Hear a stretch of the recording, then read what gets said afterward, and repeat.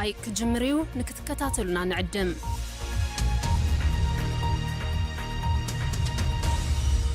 كون سجنتا BBC أفان أوروموتي نولين ترا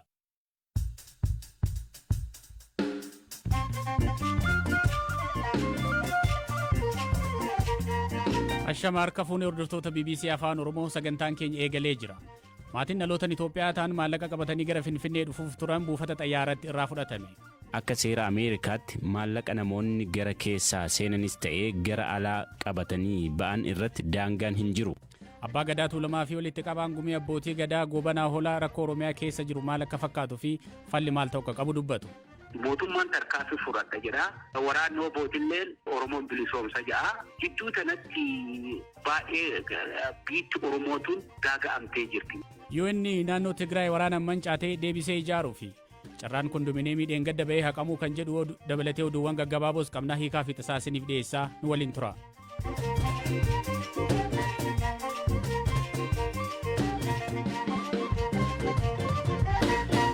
Maatiin Itoophiyaa Ameerikaa irraa gara Finfinneetti maluuf turan buufata xiyyaaratti maallaqni jalaa fudhatame. Akkamiin jalaa fudhatame, eessattii fi eenyuun jalaa fudhatame kan jedhu Hamzaa Hussein nutti hima. Dhaabbati eegumsa daangaa fi gumruukaa biyyattii akka ibsetti miseensi maatii kunneen dilbata darbee adoolessa 10 bara 2022 maallaqa hamma harkaa qaban waan hin ibsineef $27,330 ta'uu dhabaniiru. Maatiin miseensa 5 qabu kun xiyyaara daandii qilleensaa Itoophiyaan gara Finfinnee imaluuf buufata xiyyaaraa idil-addunyaa Dallas Washington seenanii ture ka qabaman. Maatiin kun akkuma buufata xiyyaaraa kana ga'aniin hamma doolaara harkaa qabanii akka ibsaniif gaafatamanii turan. Dhalataan Itoophiyaa lammii Ameerikaa ta'an abbaan maatii kanaa doolaara 8,000 harkaa qabaachuu qofa ibsanii turan. Akka seera Ameerikaatti maallaqa namoonni gara keessaa seenanis ta'ee gara alaa qabatanii ba'an irratti daangaan hin jiru. Haa ta'u malee namni tokko doolaara 10,000 caalaa yookiin maallaqa kanatti shallagamu yoo harkaa qabaate unka dhimma kanaaf qophaa'e irratti guutuun abbaa taayitaa gumruukaa Ameerikaa beeksisuu qaba. Dhaabbati eegumsa daangaa fi gumruukaa abbaan maatii kanaa jalqaba doolaara 8,000 qofa akka ibsan ibse booda ammoo ilma isaanii hangafaa harkatti doolaarri 8,000 biraan argame jedhe. Dhaabbatichi haala kana shakkuun wayita shaanxaa maatii kanaa sakatta'u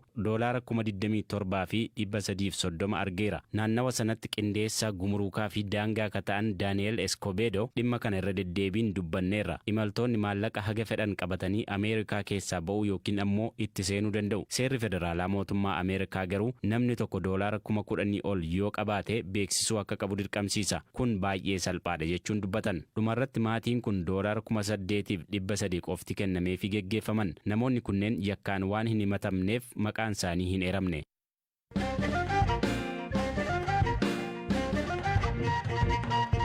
UN naannoo Tigraay waraanaan mancaatee deebisee ijaaruu fi dhaabbanni biyyoota gamtoomanii UN naannoo Tigraay sababa waraanatiin manca'ee deebisee ijaaruuf akka jiru mootummaan Itoophiyaa beeksisee jira.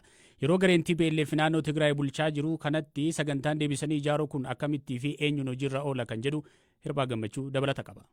Waajjirri tajaajilawwan piroojeektii UN misoomawwan bu'uuraa naannichaa waraanaan manca'an deebisee ijaarama. Ministeerri maallaqaa Itoophiyaa ibsa kibxata baaseen waajjira dhaabbata mootummoota gamtoomanii wajjiniin waliigaltee mallatteessuu ibseera. Waliigaltichi qaama sagantaa biyyaalessaa naannolee waraanaan miidhaman deebisanii ijaaruu akka ta'ee fi deeggarsa maallaqaa baankii addunyaa irraa argameen kan raawwatamu ta'us himeera. Piroojeektiiwwan misoomawwan bu'uuraa manca'anii deebisanii ijaaruu kan hojjetu waajjira UN yoo ta'u mootummaan Itoophiyaas caasaa isaatiin hojii kana raawwachuu hanga danda'utti jedha. Ibsichi naannoon Tigraay irra caalaan to'annoo finciltoota Tigraay jala jira. Sagantaa deebisanii ijaaruu kanaan bu'uuraalee misoomaa manca'an deebisanii ijaaruun alattis haleellaawwan saalquunnamtiitiin namoota miidhaman deebisanii dandamachiisuufis sagantaan kan jiru yoo ta'u kan ammoo qaama sadaffaa biraatu raawwataa jedhe ministeerri maallaqaa Itoophiyaa. Kunis hanga haalli Tigraay keessa jiru fooyya'ee mootummaan ofii isaatiin hojiilee kana raawwachuu danda'utti akka ta'es eerameera. Dubbi himaan TPLF obbo Geetaachoo Raddaa dhimmicha irratti yaada karaa marsaalee hawaasaa kennaniin mootummaan Tigraay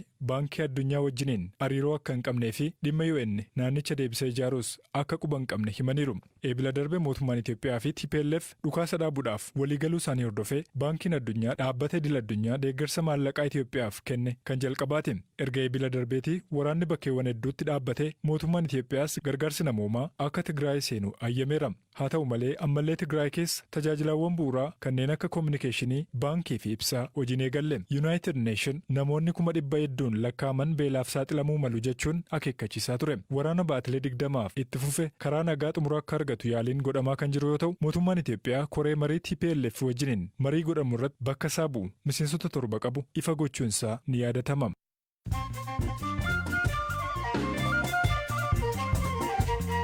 Dhaggeeffattoota keenya amma oduu gaggabaaboo qabnuun isinitti hima. Komishinariin Komishinii To'annoo Balaa Tasaa Biyyoolessaa Itoophiyaa Obbo Mitikkuu Kaasaa malaamaltummaan shakkamanii har'a poolisiidhaan to'ataman. Poolisiin federaalaa akka jedhetti Obbo Mitikkuun kan to'ataman dhaabbata miti mootummaa biyya keessaa Elshadaay jedhamu waliin ta'uun malaamaltummaa raawwataniiru jedhamuun shakkamaniiti. Carraan kondominiyeemii magaalaa Finfinneetti tibbana bahee ture haqameera. Namoonni carraa keessa galuu qaban 79 ta'uu osoo jiru namoonni 172 ta'an waliin dha'uudhaan akka carraa keessa galan taasifamuu isaatiin guutummaatti haqamuuf sababa ta'eera jedhan kantiibaan magaalaa Finfinnee Aadde Adaanach Abeebee. Kana hordofuun aangawoonni fi hojjettoonni biiroo saayinsii fi teekinooloojii akkasumas biiroo manneenii magaalichaa yakka waliin dha'uu kanaan shakkaman 10 to'annoo jala oolfamaniiru. Pirezidaantiin US Baayiden biyyoota baha giddugaleessatti daawwannaa biyyoota baha giddugaleessatti taasisan magaalaa guddoo Israa'el irraa eegalanii jiru.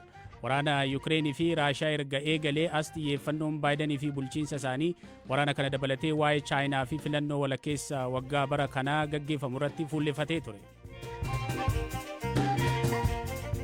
Kubbaaniyaan miidiyaa hawaasaa guddichi Twitter waliigaltee gurgurtaa Elon Musk waliin taasisee hojiirra akka ooluuf mana murtiitti iyyate. Dureessi addunyaa irratti tokkoffaa kun doolaara biiliyoona 44 Twitter bituuf waliigalee ture. Torbee darbe garuu yaada koo jijjiirara jechuun waliigalticha diiguu isaa dubbate. Kana hordofuun kubbaaniyaan Twitter waliigaltichi akka hojiirra ooluuf dhimmicha gara mana murtiitti geessee jira.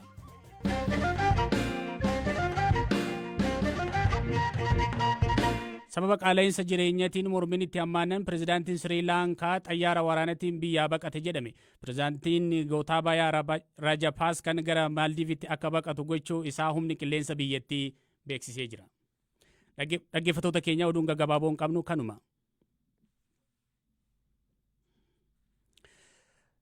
Lammiileen Kanaadaa tajaajila bilbilaa fi intarneetii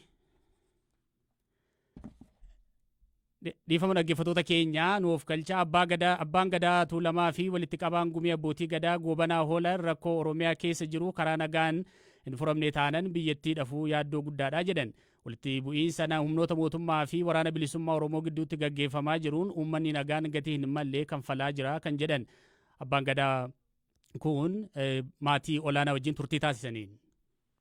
Haala amma biyyi keessa jirtuun wal qabatee keessumaa naannoo Oromiyaatti rakkooleen nageenyaa hammaachaa jiru. Namni bakka hedduutti du'aa jira. Waan kana isin akka abbaa gadaatti akkamitti ilaaltanii furmaanni isaa hoo maal ta'uu qaba ittisiin? Akkuma beekamu biyyi tuni garaafamuu turte ooltee bultee jirti.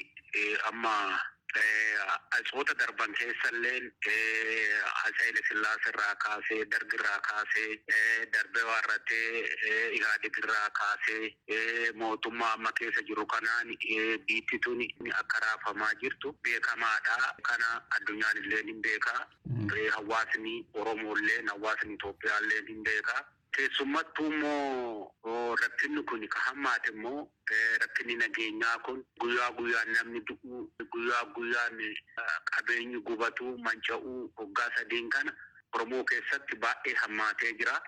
Haalli amma Oromiyaan itti jirtu yoo akkanumaan itti fufu taate baay'ee rakkisaadha. Baay'ee biyya sana hin gaaga'a. Mootummaan olaantummaa seeraa kabachiisuu jedhee tarkaanfii fudhataa jira. Gareen immoo keessattuu immoo woboon dallanee eegaa hoora seenee oolee bulee jira. Mootummaan tarkaanfii fudhata jira.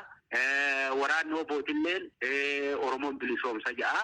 Jidduu kanatti baay'ee biyyi Oromootuun gaaga'amtee jirti. Miidhamtee jirti. Baay'ee miidhamtee jirti. Guyyaa guyyaan wanti Oromoo irratti raawwatamu guyyaa guyyaan wanti sabaa sablammii kaleessa Oromoo keessa oolee bulu irratti raawwatamu baay'ee kan nama yaachisu kan yeroo namaan kenne. Maal gochuu qabu jettu isin qaamoleen kun lamaan?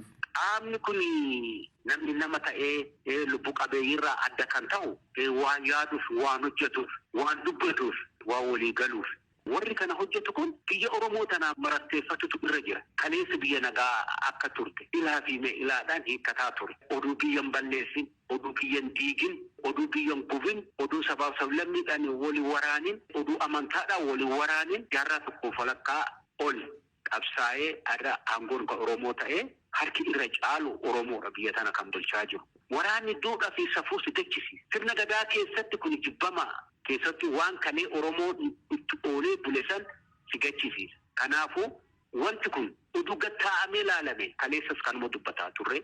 Kaleessas nageenya kana lallabaa turre. Abdii kutatu namarra hin jiru. Nageenya lallabuuf gattaa'anii ilaadhaan mari'atuuf wanti mariin hin hiikamne hin jiru sirna gadaa keessa. Keessattuu sabni Oromoo laallatutu irra jira. Abbaa biyyummaa isaa achitti kanaan waraanaan alatti ilaalutu irra jira. Waraana keessaa bu'aa wayiitu argamu. Yaadutu nurra jira, beekutu nurra jira. Kanaafuu wanti kun oduu gattaa'amee ilaalame qaamni lachuu qaamni mootummaatis qaamni immoo dallanee hoora jirus oduu laallate wanna kana waraana keessaa bu'aa wayiitu argamu jechuu barbaade. Hidhattoonni TPLF as dhiyaatan sana yennaa duula deeman masara mootummaa deemtanii eebbistanii turtanii jedhan. Eebba abbaa gadaatiin ba'anii. Wanti kun amma miidiyaa irratti akkana jedhanii wanti dabbasaa gariin nama biratti taaddatan. Beektaa dabbasaa kaan dhokatanii taaddatan.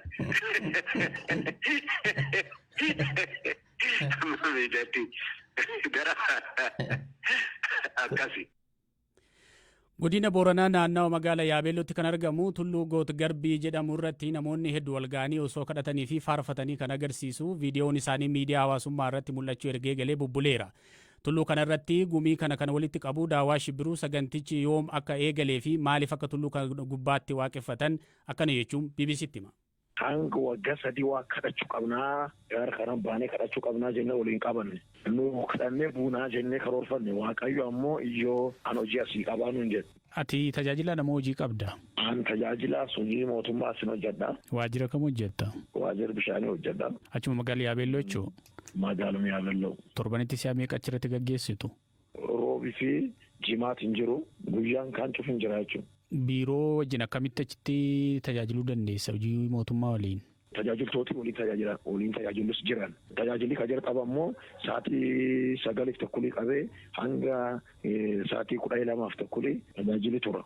Yeroo kadhannaa irratti fedha qabee akkasiin gumiif kadhadhaa jechuudha. Namoonni kun fakkeenyaaf amma daa'ima fa'aa baatanii rooba keessa taa'an aduu keessa taa'an mul'atu. Magaalaa keessatti iddoo barbaaddanii achitti waaqeffachuu hin dandeessammoo? Ammoo akka waaqayyoo daayyaa inni na kennetti inni guddaan tokkini akka beektaa wal akka jiddu gala kadhannaa like prayer center waan akkasii namni dhufee itti kadhatu itti foorfaatu itti booqatu iddoo akkasii godhuuf. Kan mootummaati moo kan nama dhuunfaati moo kan uummataati iddoon kun? Waan dhuunfaa osoo hin ta'in iddoon sun iddoo gaaraati. Naannoon sun gamii tokko gama aadaati. Dhibaayyuu fula jedhanii jira. Fula aadaa dhibaayyuu godhan itti aadaa geggeessuu jira.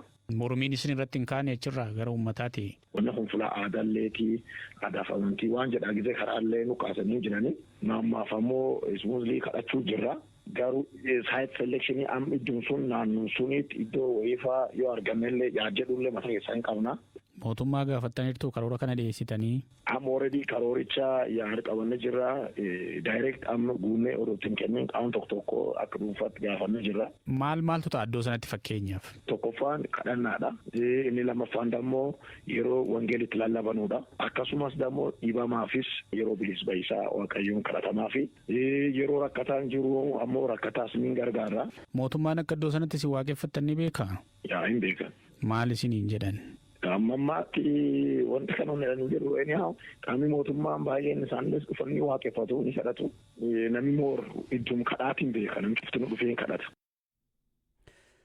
Namoota kadhannaaf Tulluu Goot Garbii irratti walitti qabaman keessaa daa'imman dubartoota fi manguddoon yeroo hedduu aduu rooba fi dhukkee keessa osoo dhaabbatanii yookiin taa'anii mul'atu. Bakka sanatti waan akka da'oo fi teessumaa godhachuuf qarshii nu barbaachisaa kan jedhu daawwan. Kanaaf ammoo gara fuulduraatti yoo ta'e malee ammatti guutuu hin dandeenye jechuudhaan hanqina maallaqaa akka qaban dubbate. Dhaggeeffattoota keenya qophiin har'aaf qopheeffannee kanumaa borusaatii wal fakkaatatti walitti deebinaa kan isiniif qopheesse Biraanuu Gammachuu ani hiikaaf itti isaasiniifan dhiyeesse nagaa ta'a.